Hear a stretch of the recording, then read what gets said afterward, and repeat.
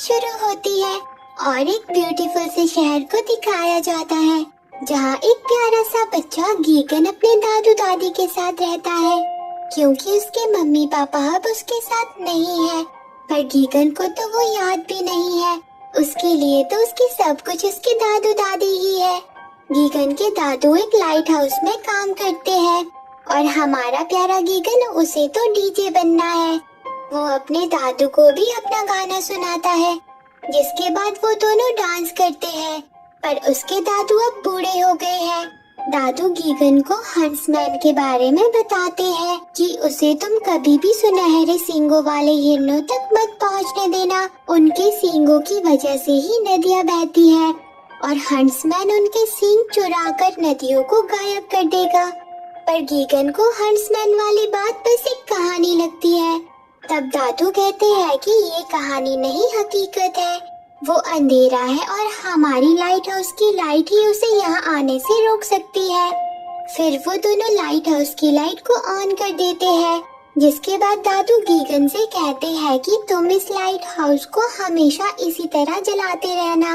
और फिर अचानक से दादू इस दुनिया को छोड़कर चले जाते हैं। गीगन भागकर उनके पास आता है और वो बहुत उदास हो जाता है। फिर सब लोग दादू को आखिरी अलविदा देते हैं। गीगन दादू के जाने से बहुत उदास होता है। उसके बाद वो अपने दादू की याद में लाइट हाउस पहुंच जाता है। गीगन बहुत दुखी होता है। गुस्से में वो आज लाइट हाउस की लाइट भी नहीं जलाता जिसकी वजह से चारों तरफ अंधेरा फैल जाता है और अंधेरे से हंसमैन बाहर आ जाता है, यानी उसके दादू की सारी बातें सच थी। पर गीगन इस बात से बेखबर होता है और वो तो दादू के जाने के दुख में डूबा होता है। तभी उसे उसकी दोस्त मोया मिलती है जो कि उसे 12 बजे वाटरफॉल पर मिलने को कहती है।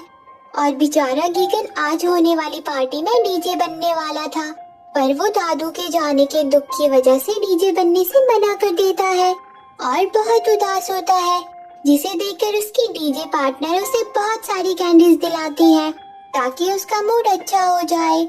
गीगन उन कैंडीज को खाने एक नदी के पास आ जाता है, पर वहाँ उसकी सारी कैंडीज बदमाश मेंढक ले जाते हैं। पर एक कैंडी वहीं रह जाती है जिसे भी गीगन नदी में फेंक देता है, जिसे देखकर उन मेंढक का एक बच्चा उसके पीछे जाने लगता है और वो अपने झुंड से अलग हो जाता है, जिसे देखकर उसके मेंढक माँ बाप परेशान हो जाते हैं और उसे ढूंढना शुरू कर देते हैं। वहीं गीगन एक पेड़ पर चढ़कर अपने दादू की वीडियो देखकर खुश हो रहा होता है। पर तभी जोर का तूफान आता है जिसमें एक शीप गीगन को पकड़ लेती है और अपने साथ उसे भागते हुए एक पहाड़ी से लटका देती है और वहां से चली जाती है।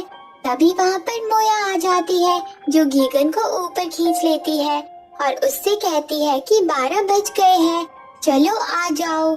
जो अब होगा वो देखकर तुम्हारा दिमाग फटने वाला है, पर उससे पहले तुम मुझे इस पहेली का जवाब दो।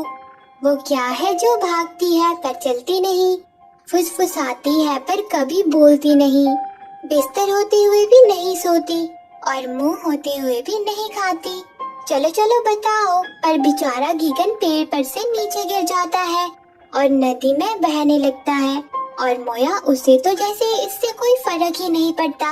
वो भी एक तने पर सवार होकर नदी में आगे बढ़ने लगती है और बेचारा गीगन बचते बचाते बड़ी मुश्किल से झरने से गिरता हुआ किनारे पर आ जाता है, जहाँ मोया भी पहुँच जाती है और गीगन को अपने साथ आने को कहती है। पर गीगन कहता है कि ये कौन सी जगह है। फिर वो दोनों एक सुंदर सी जगह पर आ जाते हैं जहाँ पर पता नहीं कैसे पर मोया पानी पर चलने लगती है और वो बहुत सुंदर डांस भी करती है क्योंकि वो एक बहुत अच्छी डांसर है। गीगन उसे देखकर हैरान हो जाता है। वो भी पानी पर चलने की कोशिश करता है पर वो पानी में डूब जाता है और फिर रात हो जाती है, जहाँ मोया गीगन को बताती है कि मैं अपनी दादी की मौत के बाद यहाँ आई थी। ये एक जादुई जगह है, मैंने उन्हें यहाँ देखा था। पर गीगन को उसकी बातों पर विश्वास नहीं होता और वो अपने दादू को बहुत याद करता है। फिर अगले दिन सुबह गीगन के पास वही 2 मेंढक आते हैं। मोया गीगन से कहती है कि ये तुम्हारी कैंडीज चुराने के लिए माफी मांग रहे हैं पर इनका एक बच्चा खो गया है, क्या तुमने उसे देखा है? पर गीगन कहता है कि नहीं। गीगन कहता है कि क्या तुम्हें फ्रॉग्स की भाषा आती है? तो मोया कहती है कि मुझे नहीं आती, पर पैनी और बैनी को आती है। और वो दोनों वही हिरन होते हैं जिनके बारे में गीगन के दादू ने बताया था, और वो बोल भी सकते हैं। गीगन उन्हें देखकर हैरान हो जाता है। उसे लगता है कि ये सब एक सपना है, पर तभी वहाँ पर बड़े बड़े सींगों वाले बहुत सारे हिरन आ जाते हैं, जो कि बहुत ही प्यारा डांस कर रहे होते हैं। उन्हें देखकर गीगन हक्का बक्का रह जाता है।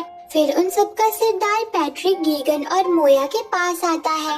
मोया उसे गीगन के दादू के बारे में बताती है। वो कहती है कि इसे तुम्हारी मदद की जरूरत है। पैट्रिक गीगन को अपने बाकी के साथियों से इंट्रोड्यूस करवाता है, जिसमें पैनी और बैनी दोनों ही बहुत फनी है। और बेचारी पैनी को रिवर डांस बिल्कुल भी नहीं आता, तो गीगन मोया से कहता है कि तुम उसे फ्लैमिंगो डांस सिखा सकती हो। और मोया पैनी से कहती है कि हाँ, मैं तुम्हें फ्लैमिंगो डांस सिखाऊंगी, पक्का। उसके बाद पैट्रिक गीगन से पूछता है कि चलो तुम मुझे अपने दादू के बारे में कुछ बताओ। तो गीगन उसे बताता है कि वो एक जबरदस्त डांसर और हर्लिंग प्लेयर और वो कमाल के लाइट हाउस कीपर भी थे। फिर पैट्रिक गीगन से कहता है कि हम नदी के साथ जाएंगे, यही हर शख्स को एक दूसरे से जोड़ती है। फिर वो सब आगे बढ़ जाते हैं। गीगन बैनी से पूछता है कि अगर तुम सब अभी तक जिंदा हो तो तुम कितने साल के हो? तो बैनी कहता है कि हम में से पैट्रिक सबसे बड़ा है, तो वो तो 4 लाख साल का है, और मैंने तो 2 लाख साल के बाद अपनी एज को गिनना छोड़ ही दिया, कौन ही याद रखेगा। और वो आगे बढ़ जाते हैं। वहीं दूसरी तरफ हंसमैन नदी के किनारे पर पहुंच जाता है और उसे हिरनों के पैरों के निशान नजर आ जाते हैं। वो उस जगह पर अपना जाल बिछाना शुरू कर देता है और वहाँ पैट्रिक गीगन और अपने साथियों के साथ हर्लिंग मैदान में पहुँच जाता है, जहाँ वो गीगन को भी खेलने को कहता है, पर गीगन कुछ खास नहीं खेल पाता। तब पैट्रिक गीगन से कहता है कि तुम ऐसे खेलो जैसे तुम्हारे दादू तुम्हें देख रहे हैं। ये सुनकर गीगन के अंदर एक अलग ही जोश आ जाता है और वो अपनी टीम को जिता देता है। सब बहुत खुश हो जाते हैं। फिर गीगन बॉल को ढूंढता हुआ एक गोलाकार लाइट हाउस के पास पहुंच जाता है। वो उसके अंदर आ जाता है, जहां उसे बहुत सारे खूबसूरत डिजाइन्स नजर आते हैं। पर तभी वहां हंसमैन आ जाता है। उसे देखकर गीगन घबरा जाता है। वो गीगन से कहता है कि तुमने लाइट हाउस की लाइट नहीं जलाई, जिसकी वजह से मैं यहाँ आ सका। अब मैं चाहता हूँ कि तुम भी मेरी दुनिया में आ जाओ, फिर सब कुछ पहले जैसा हो जाएगा।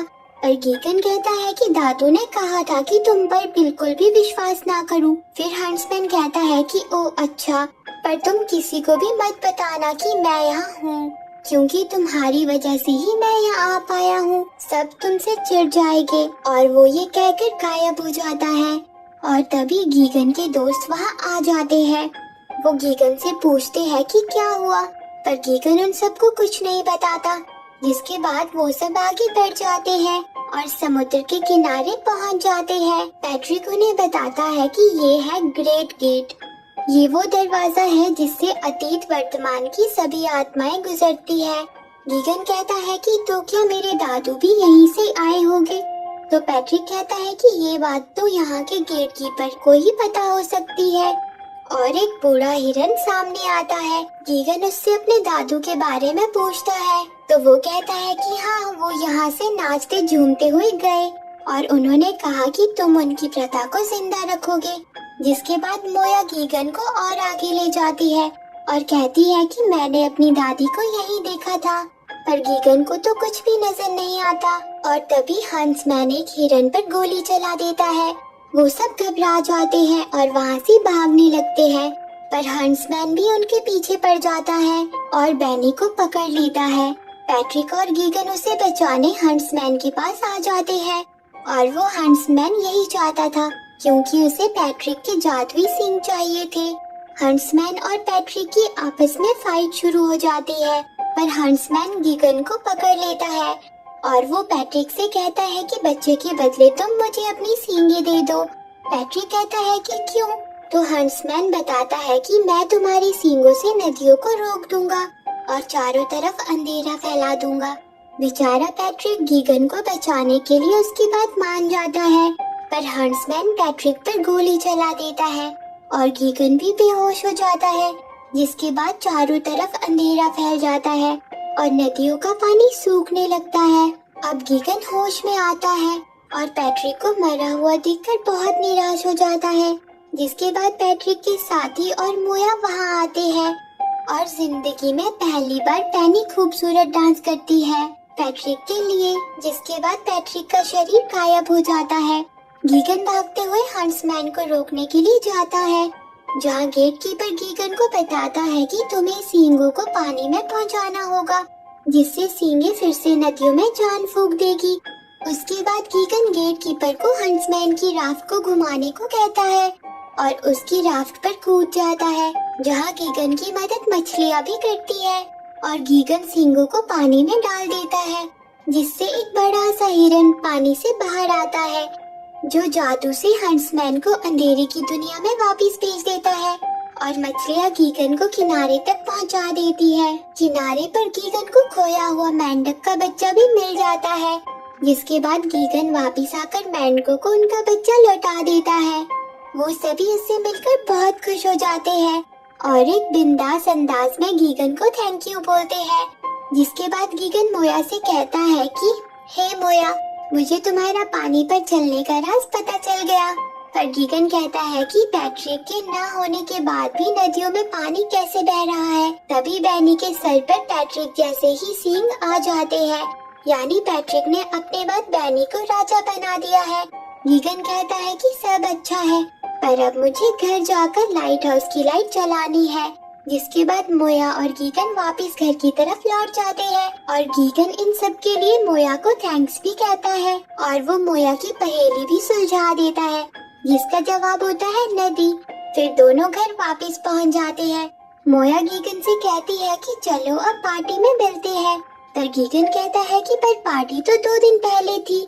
तो मोया कहती है कि नहीं, हम बस कुछ ही घंटों के लिए वहाँ गए थे, कहा था ना वो जगह जादुई है। जिसके बाद गीगन फिर से अपने डीजे पार्टनर के पास जाकर आज रात डीजे बनने को कहता है और वो उसकी बात मान जाती है।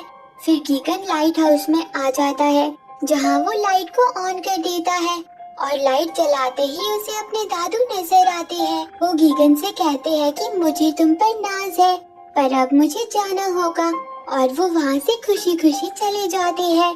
गीगन भी बहुत खुश होता है, जिसके बाद वो पार्टी में डीजे बनकर धूम मचा देता है।